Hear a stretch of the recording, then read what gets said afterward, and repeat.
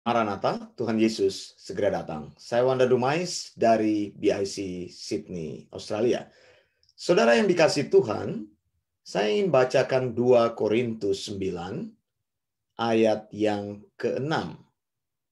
Firman Tuhan berkata, "Camkanlah ini, orang yang menabur sedikit akan menuai sedikit juga, dan orang yang menabur banyak akan menuai banyak juga."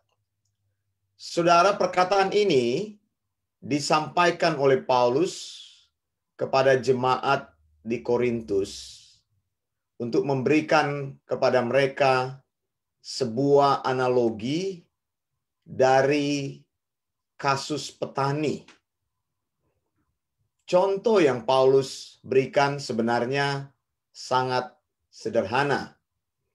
Apabila seorang petani menyimpan benih di dalam gudang penyimpanannya, dan benih tersebut tidak pernah ditaburkan, atau petani memilih untuk menaburkan benih yang sedikit karena dia sayang untuk benih itu ditaburkan di ladangnya dengan harapan dia mau menyimpan benih tersebut untuk ditanam pada musim yang akan datang, maka ketika musim menuai, petani tersebut akan mendapatkan di gudangnya lebih banyak benih yang belum ditanam daripada benih yang dipanen.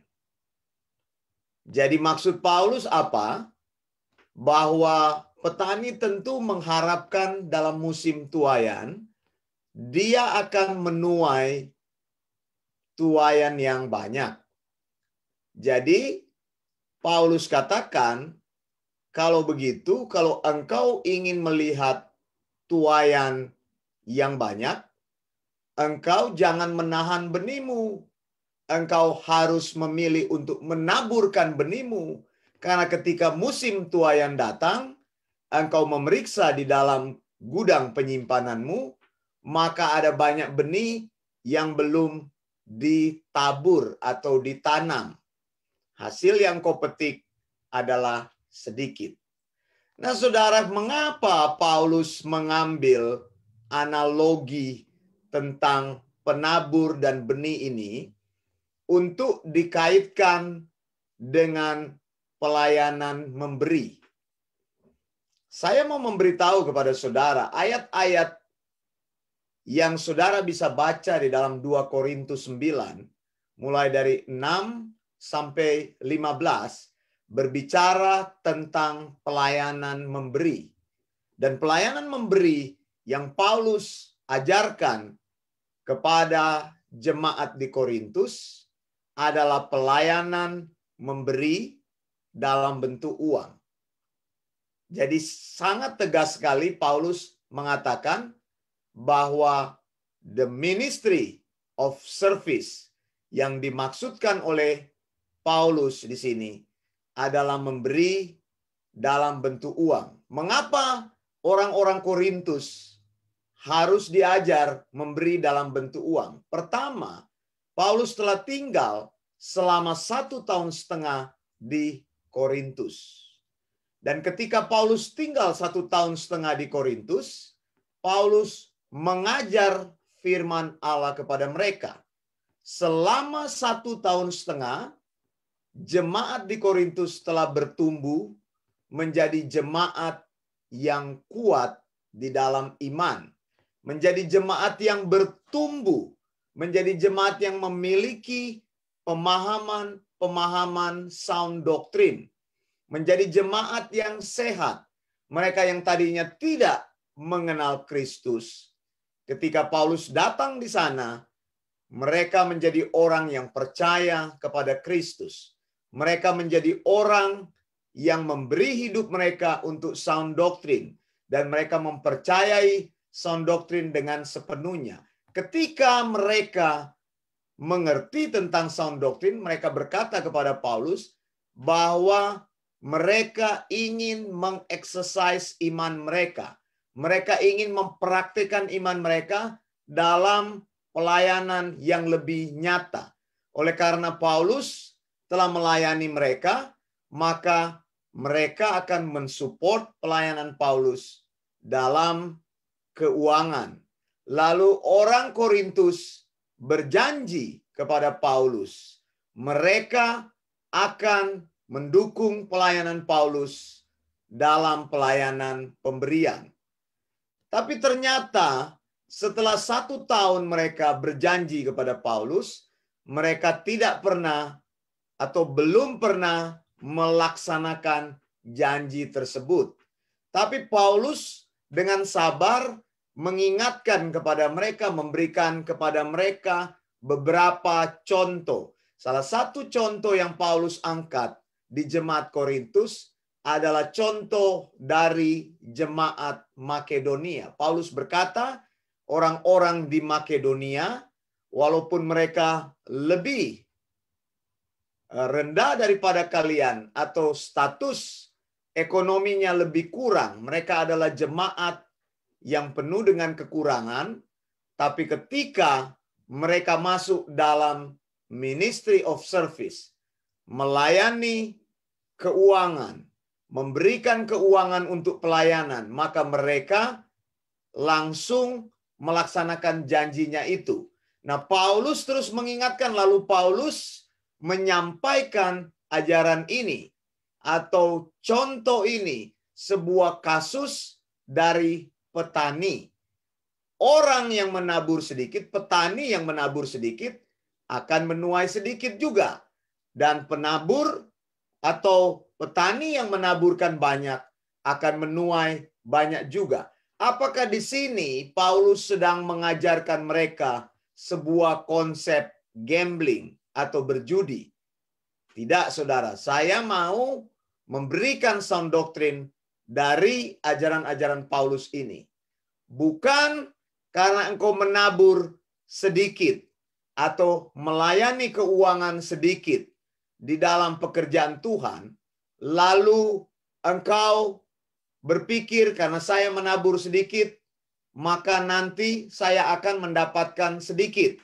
Lalu kalau engkau memberi yang banyak, maka engkau akan mendapatkan banyak. Tidak, saudara. Pelayanan ministry of service ini bukan mendorong orang untuk menjadi seperti seorang gambler atau seorang penjudi di dalam kerajaan Allah. Jadi melayani Tuhan dalam bidang keuangan, engkau bukan berjudi. Engkau memberi banyak, lalu engkau berharap nanti engkau mendapat berkat keuangan yang banyak. Dan kalau engkau cuma mampu memberi sedikit, maka engkau hanya mendapatkan berkat yang sedikit. Tidak sama sekali. Paulus tidak mengajarkan konsep berjudi oleh karena ayat ini. Apabila engkau memberi, dan memberi yang saya bilang adalah memberi keuangan di dalam pelayanan gereja, pemberianmu itu adalah untuk meluaskan pekerjaan Allah. Bukan untuk membuat engkau bertambah kaya. Bukan engkau berpikir kalau engkau memberikan banyak, maka Tuhan akan mengembalikan kepadamu hasil yang banyak. Karena banyak orang mengajarkan konsep ini, bahwa Tuhan tidak pernah berhutang. Jadi kalau engkau memberi 1 juta kepada Tuhan, seolah-olah Tuhan berhutang 1 juta kepadamu. Maka di kemudian hari, Tuhan mengembalikan kepadamu 10 juta, 10 kali lipat. Atau ada orang berpikir, dia memberi keuangan kepada pelayanan 500.000, maka Tuhan akan memberkatinya di kemudian hari 10 kali lipat, maka dia akan mendapatkan berkat yang tidak terduga selama atau sebanyak 5 juta atau 50 juta, kelipatan-kelipatannya. Tidak seperti itu, saudara. Paulus katakan, kalau engkau menahan berkatmu, menahan taburanmu, menahan benih yang engkau akan tabur, maka pada saat panen kemudian engkau akan melihat benih yang belum ditabur masih lebih banyak daripada benih yang sudah dipanen. Maksudnya apa? Bahwa ketika kita menahan berkat-berkat keuangan yang kita miliki untuk tidak mendukung pelayanan, maka pelayanan Tuhan tidak bisa bekerja dengan luas. Benih itu masih ada tetap padamu, apa yang engkau miliki masih tetap ada padamu, tetapi pekerjaan Tuhan tidak bisa menjadi maju lebih baik lagi. Jadi hasil yang dikatakan oleh Paulus ini, kalau engkau ingin melihat Injil pergi ke tempat-tempat yang jauh, maka engkau mendukung pelayanan-pelayanan yang telah membuat hidupmu menjadi excellent di dalam iman. Paulus mengingatkan kepada orang-orang di Korintus, karena kamu sudah menjadi excellent di dalam iman, kamu menjadi excellent di dalam pengetahuan, kamu menjadi excellent di dalam segala pemahaman sound doctrine, kini waktunya kamu exercise iman kamu. Karena kamu tidak bisa pergi untuk melayani Injil, pergi ke tempat yang jauh, maka engkau mendukung mereka yang menyampaikan sound doctrine dengan pelayanan keuangan, pelayanan memberi. Pelayanan memberi itu adalah pelayanan yang sama dengan pelayanan menyampaikan firman Tuhan. Tidak semua orang akan pergi ke tempat-tempat yang jauh, karena banyak orang mereka punya komitmen-komitmen yang lain. Nah, itu sebabnya Paulus katakan, pelayanan engkau dalam bidang keuangan, ketika engkau memberi, engkau akan melihat bahwa benih-benih yang engkau tabur akan menghasilkan sebuah pekerjaan Tuhan yang lebih besar. Tapi kalau engkau hanya menahan uangmu, maka uangmu itu akan tetap menjadi milikmu. Tapi engkau tidak akan melihat hasil dalam pekerjaan Tuhan yang lebih luas lagi. Yesus berkata kepada murid-muridnya, jadikanlah semua bangsa muridku. Saudara, ada orang-orang yang pergi untuk memberitakan sound doctrine. Engkau perlu mendukung mereka, kita perlu mendukung mereka. Dukungan kita bukan hanya dalam bentuk doa. Dukungan kita bukan hanya mensupport semangat, tapi dukungan kita adalah kita menaburkan pelayanan-pelayanan yang disebut dengan ministry of service. Ministry of service itu hanya bicara tentang pelayanan memberi dalam keuangan. Tuhan tidak katakan engkau memberi dalam bentuk yang banyak, lebih banyak, atau sampai engkau bangkrut. Tidak. Paulus tidak memaksudkan dengan bicara menabur sedikit dan menabur banyak, memberikan perbandingan bahwa orang ada yang memberi sedikit, ada yang memberi banyak. Tidak. Tapi Paulus sedang mengajarkan konsep petani. Petani akan tetap melihat benihnya tidak ditabur, benihnya yang belum menjadi benih yang ditanam, tetap sampai pada musim tanam berikutnya benih itu masih ada di barnnya, masih ada di gudang penyimpanannya. Tapi kalau engkau ingin melihat apa yang engkau lakukan dalam ministry of service, pelayanan memberi atau diakonia, maka engkau akan melihat pekerjaan Tuhan diperluas. Di mana engkau harus menabur pelayanan-pelayanan itu. Tabur pelayanan itu kepada mereka yang melayani Tuhan, memberitakan sound doctrine, bukan memberitakan kesesatan. Kalau engkau menabur atau engkau memberikan keuangan, engkau mengikuti pelayanan the ministry of service, memberikan keuangan kepada pelayanan-pelayanan yang tidak punya komitmen untuk memberitakan Injil, maka engkau sedang membuat pelayanan mereka menjadi besar. Engkau membuat pelayanan-pelayanan yang tidak memuliakan Tuhan menjadi besar. Sehingga ketika pelayanan itu besar, pengaruhnya engkau lihat banyak pengajaran-pengajaran yang tidak sehat, itu pengikutnya banyak. Sehingga engkau berpikir, oh, pelayanan yang pengikutnya banyak ini pelayanan yang lebih baik. Mengapa? Karena kita terus mendukung mereka. Kita terus mendukung pelayanan yang tidak memberitakan kebenaran, yang memberitakan justru kesesatan. Kita mendukung mereka, mereka menjadi besar. Saya mau sampaikan prinsip Paulus di tempat ini. Paulus sampaikan kepada jemaat-jemaat di dalam kalangan di mana dia telah memberitakan firman Tuhan kepada mereka. Kalau Korintus telah diajar ketika mereka tidak mengenal sound doctrine, sampai mereka berdiri tegak di dalam sound doctrine, sampai mereka percaya kepada Tuhan, menjadi excellent di dalam Tuhan, dan Paulus mengajak mereka untuk terlibat bersama-sama untuk mensupport pelayanan Paulus. Dan tidak ada paksaan dalam pelayanan ini. Kalau engkau berjanji untuk melayani Tuhan dengan keuanganmu, maka engkau harus menepati janjimu itu. Artinya Paulus ingatkan kepada jemaat di Korintus, sudah 1 tahun engkau janji untuk memberikan keuangan dalam pelayanan Paulus, engkau belum melaksanakan janji tersebut. Pelayanan yang mereka berikan bukan untuk memperkaya Paulus, tapi untuk membuat Injil, sound doctrine itu tersebar, dan sound doctrine itu terus disampaikan tanpa terputus. Karena dukungan-dukungan yang kita berikan untuk pelayanan sound doctrine akan membuat sound doctrine menjadi semakin lama semakin bertumbuh dan semakin berkembang. Paulus memberi contoh, jemaat yang di Makedonia, mereka miskin dalam bidang keuangan, tapi mereka telah mendukung pelayanan ini karena mereka tahu mereka tidak bisa pergi melayani Injil di tempat-tempat yang jauh. Mereka mendukung pelayanan Paulus. Dengan apa yang mereka miliki, Tuhan tidak menuntut engkau memberi dengan banyak supaya engkau diberkati dengan banyak. Bahkan engkau memberi semuanya sampai engkau bangkrut. Tidak ada ajaran seperti itu. Tuhan mengajarkan dalam 2 Korintus 9 ayat 7 melalui Paulus, hendaklah masing-masing memberikan menurut kerelaan hati. Free will offering.